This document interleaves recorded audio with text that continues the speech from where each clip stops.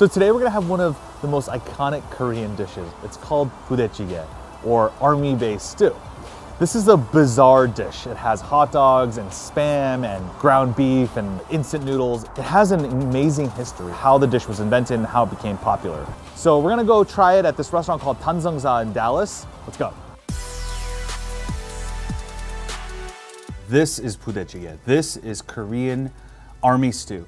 It is one of the most iconic dishes in the Korean canon. What they do is they start out with an anchovy and a vegetable broth here.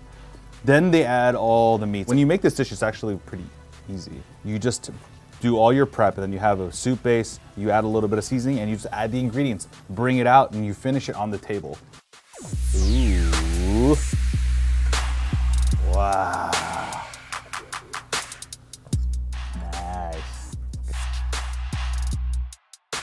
So good, look at this. This is amazing.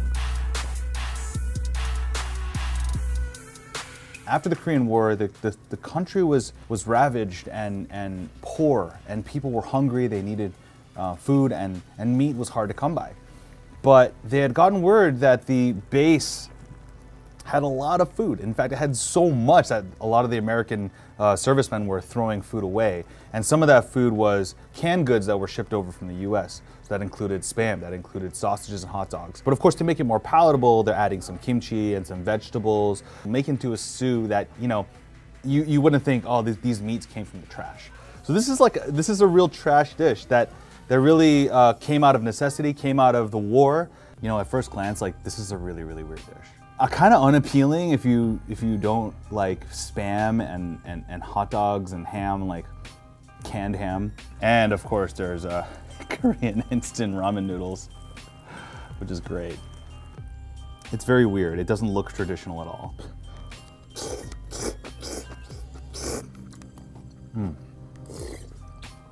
So incredible. It's like this onslaught of flavor and spice and savoriness.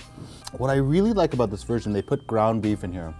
It gives it just an incredible savory richness, almost like a fattiness. And then with the ramen noodles in there, some of the starch comes out and it thickens a little bit. So it has this almost like a bowl of really thick, fatty Japanese ramen, except that because of the red chili flakes and the red chili paste and the kimchi, man, this thing is just so intensely just Korean. Like, it's just like this incredible proclamation of like, this is Korea. And yet, like, the spam and the hot dog and really the trash parts of it that give it, you know, a little more heft, and it fills you up. The hot dogs and the spam, like, they don't really bother me. I obviously like hot dogs and I love spam. They give this kind of gentle, almost a depth of flavor that's a little manufactured. And the kimchi does a very nice job of balancing it out, making sure it's not too heavy. Just a lot of those fermented flavors just leaches out into that soup. Both of my grandparents, before they met, they fled North Korea and they were war refugees. I wouldn't be here today if it weren't for that conflict and the resulting immigration from that.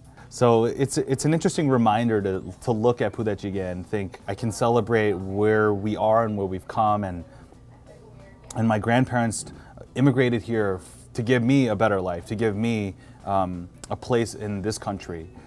So yeah, I remember them as I enjoy this dish.